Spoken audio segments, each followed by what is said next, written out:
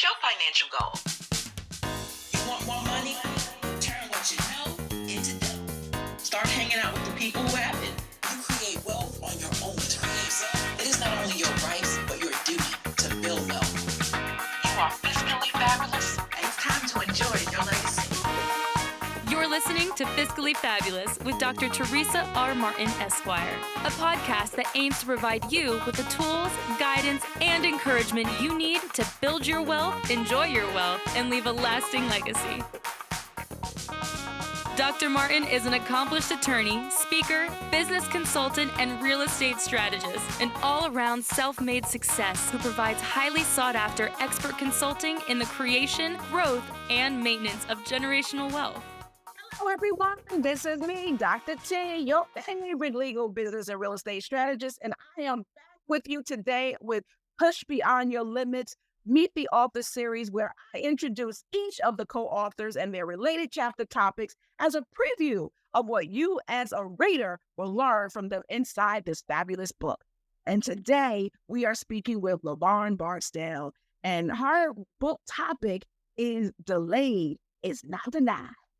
My road to success. Now, that's full pack. That's full pack. That's full pack. So we definitely want to let her unpack this chapter topic and let us know what she means by delayed is not denied. So LaVonne, thank you so much for joining us on Meet the Author series. How are you today?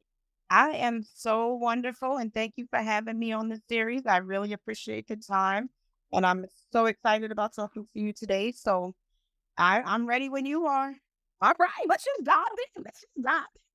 Okay. LaVonne, can you share a pivotal moment from your journey when you faced a significant delay? Because your topic is called Delayed is Not Denied. And I just want to know, how did you turn that setback into a stepping stone for your ultimate success that you're seeing now? One of the things that I think about when I wrote my chapter was that I was delayed because at one point I was a single parent of two small children about a year and a half apart. So I had to stop my forward momentum in order to make sure that they got everything that they needed, place to stay, food on the table, clothes on their back. And that kind of I had to put myself on the back burner to make sure that they were taken care of, because at the end of the day, they did not ask to come here. I brought them here. So it's my responsibility to make sure that they have everything that they need and a lot of some of the things that they want. But they definitely had to have everything that they need. So I was on the road to doing something completely different, and I had to stop, and I took a job with the city to make sure that I had the benefits that I needed in order to take care of their health and make sure I had the ongoing funds. Like the job is pretty secure. So I didn't have to worry about, once I passed my probation, I knew the money was going to be steady. So those kind of things, that's something I never really wanted to do. I have a family full of city employees. My grandmother was in charge of the kitchen in public schools. My aunt was a teacher and then a principal. My mom was a manager in the food stamp office. My grandfather was a foreman for sanitation. So everybody had city jobs, and it's just, that was not the direction I thought I really wanted to go in. But then I found myself having to go into that direction. And it's benefited me. It's been a great journey. I'm almost on the downside of getting out of that area in my life. Awesome. But stopped what I wanted to do in order to take care of my children and their needs. Wow. And then, so what did you want to do that you had? What was the dream that you felt as though was delayed because you had to follow this other pursuit to take care of family, which is so important, right? Because we as women, we got to do what we got to do. What was that burning desire that you wanted to do, but you had to put on the back burner? I had a few things, but I was in the process of doing childcare at home.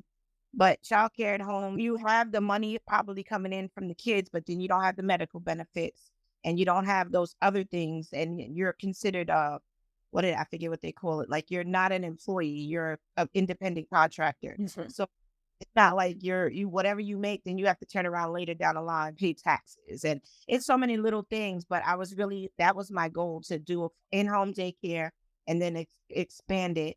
I also wanted to get into real estate, but I didn't have the funds to get into real estate at the time. So it was just a couple of different things that I really wanted to do. And I've always had this thing of giving back and helping. So I had to actually work back to school to get my master's degree, my bachelor's and my master's. So I had the education and I wasn't able to actually use it in the job that I had taken with the city. So there was several different things that I wanted to do, but mostly I was working on opening that in-home daycare because in my mind I could spend time with my kids and take care of other people's kids at the same time. But the other things weren't in place that I needed to secure my family. So I couldn't, Wow. I had to stop that. Wow. Wow. And I know that people listening to this, especially women listening to this, that definitely resonates with them, right? Because we often encounter delays in our entrepreneurial pursuits. A lot of us, you know what I mean? And I'm in that bunch, right? Could you give us a glimpse of the strategies that you employ to maintain your motivation and your focus during these challenging times? Because I know when we spoke, I often told you that it's hard to stay motivated. When you got to hit the grind all the time, you got to make sure bills are paid. You got to make sure the lights stay on. You got to make sure the kids are fed. All that stuff. We got to make sure.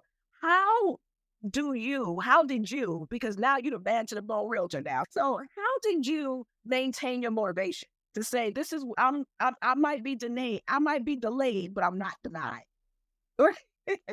Same kids that I stopped everything for, they motivate me in everything that I do because I want to make sure that they see me being able to do it. And no matter how far we had to go to get the things that we needed to get or how delayed I was, everything that I've ever done, I want to make sure that they see me able to do it because then they know they can do it. And they know whenever they have children, they can encourage their kids to do better than what they did because my kids are already doing better than what I did at their age. So everything that I ever done in my life is to motivate those same two kids that I had to stop things for. So now they can see me going and getting it, even at 55 years old, they can see me going out there and actually doing it, putting in the work and making sure that I can show them that even though it's a delay, you can still do whatever you think your heart's desire is whenever that time happens. Because as long as you're still breathing, you still have opportunity to get it done. Are you ready to conquer new horizons and elevate your journey with this game-changing guide? Introducing the transformational catalyst you've craved for. Push beyond your limits. Envision unlocking your full potential, paving the way to extraordinary success. Your voyage to triumph commences today. This isn't merely a book. It's your navigational chart to success. Fuel your ambition and learn from those who've defied the odds just like you. Turn aspirations into achievements.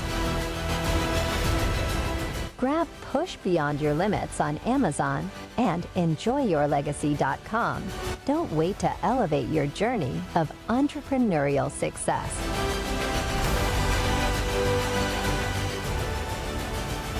I hear that.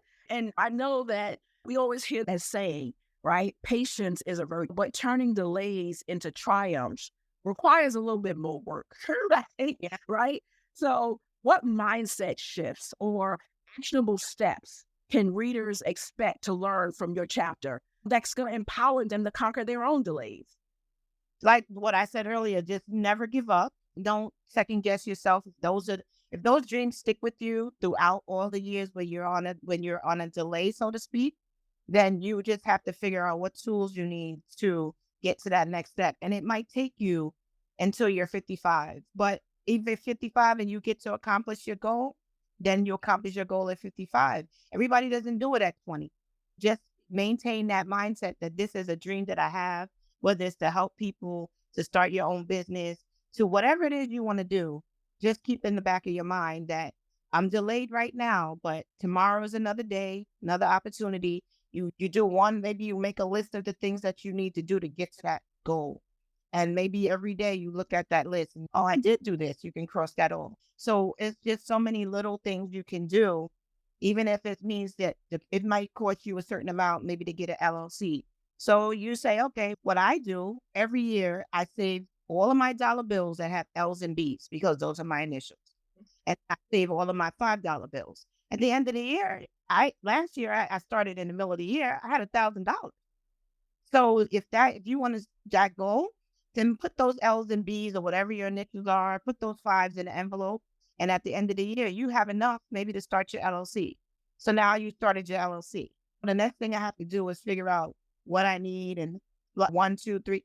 And every month, every year, whatever however it takes, cross something else off the list.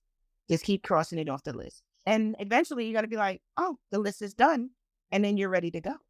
So that's just how I think. I do things in increments. I make a to-do list, so to speak, even if it's just in my head. And then I tackle each one of those things and try to get it done.